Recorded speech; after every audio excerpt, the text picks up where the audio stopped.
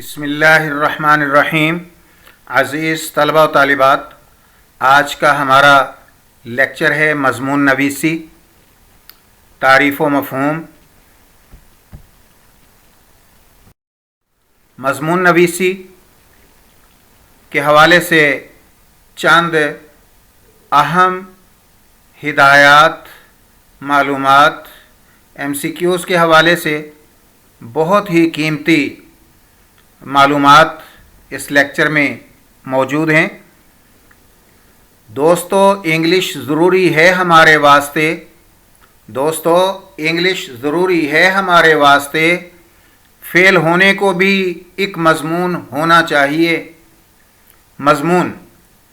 مضمون عربی زبان کا لفظ ہے، اس کا اشتقاق ضمہ ہے اور ضمہ سے یہ مضمون لفظ بنا ہے، نکلا ہے۔ اس کی جمع مضامین ہے۔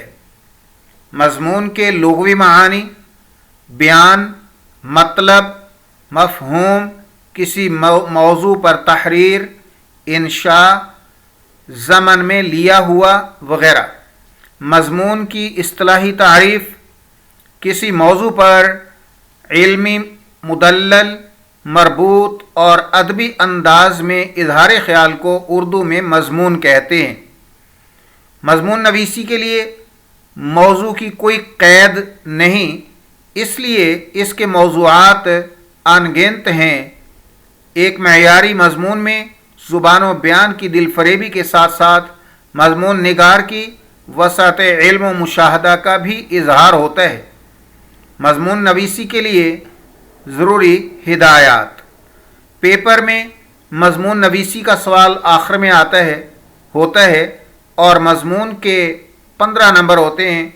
سیکنڈ ایئر میں طلباء کو چاہیے کہ اس سوال کی تیاری کے لیے درج ذیل ہدایات کا بغور مطالعہ ضرور کریں اور ان ہدایات کی روشنی میں مضمون لکھنے کی کوشش کریں تاکہ زیادہ سے زیادہ نمبر حاصل کر سکیں۔ نمبر 1، اس عنوان پر مضمون لکھیں۔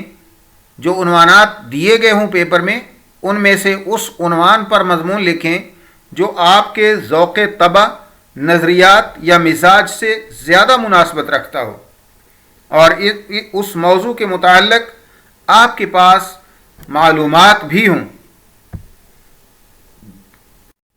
نمبر 2، موضوع منتخب کرنے کے بعد کاپی کے ایک صفحے کو بطور رف عمل استعمال میں لائیں۔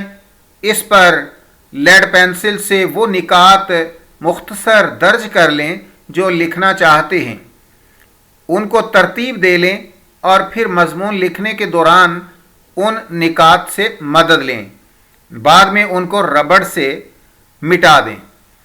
نمبر 3، ابتدائی پیراگراف میں مضمون کا تعارف کرائیں، لیکن تمہیدی پیراگراف ایسا ہونا چاہیے کہ پڑھنے والے کی توجہ فوراً موضوع کی طرف ہو جائے۔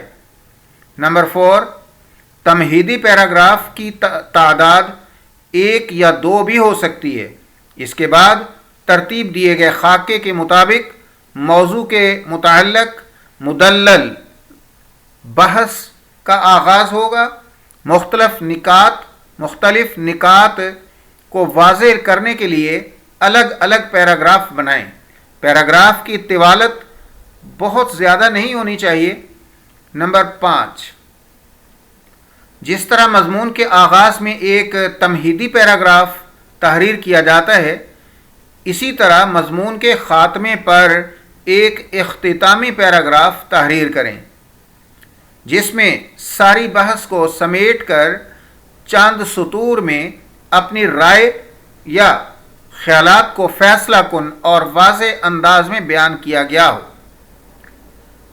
نمبر 6، مضمون کے تمام پیراگراف میں ایک ربط اور مناسبت ہونی چاہیے۔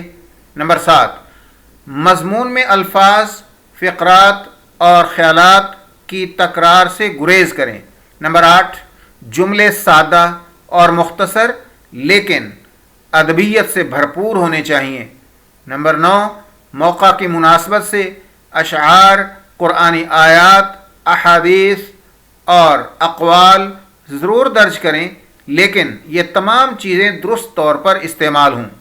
نمبر 10، اقوال، احادیث و آیات اور اشعار وغیرہ پرچے میں پورے صفحے پر واضح اور نمایاں ہوں۔ نمبر 11، مشکل الفاظ و تراکیب، محاورات و ضرب الامثال کے غیر ضروری استعمال سے گریز کریں۔ نمبر 12، قواعد زبان و بیان کی صحت کا ضرور خیال رکھیں۔ نمبر 13، دوسری زبانوں کے الفاظ استعمال نہ کریں اگر ناگزیر ہو، لازمی ہو، ضروری ہو تو اس لفظ کا انگریزی رسم الخط بھی بریکٹ میں لکھ دیں۔ نمبر 14، مضمون کو مکمل کر کے کم از کم ایک مرتبہ ضرور پڑھ لیں۔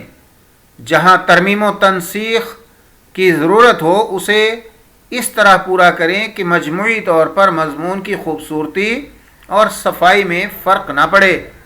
نمبر 15، ذیلی عنوانات یا سرخیوں کے استعمال کی حوصلہ شکنی کی جائے، لہذا اس سے اجتناب کریں۔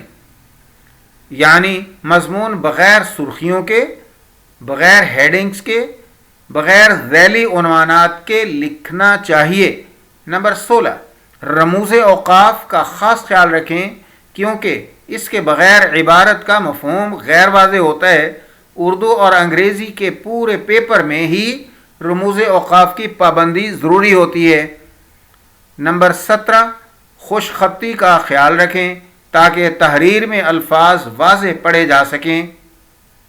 نمبر 18، مضمون نویسی کی صلاحیت کو بڑھانے اور امتحان میں اچھے نمبرات کے حصول کے لیے مختلف مضامین کا گہرا مطالعہ بہت ضروری ہے۔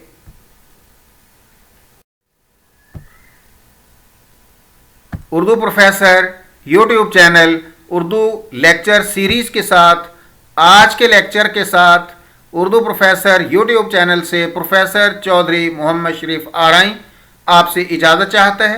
دیکھتے رہیے اردو پروفیسر یوٹیوب چینل کو شیئر، لائک اور سبسکرائب کرنا مت بھولیں۔ گھنٹی کے نشان کو، بیل آئیکن کو بھی ضرور دبائیں تاکہ ہر نئے آنے والے لیکچر سے آپ کو آگاہی ملتی رہے۔ شکریہ، اللہ حافظ۔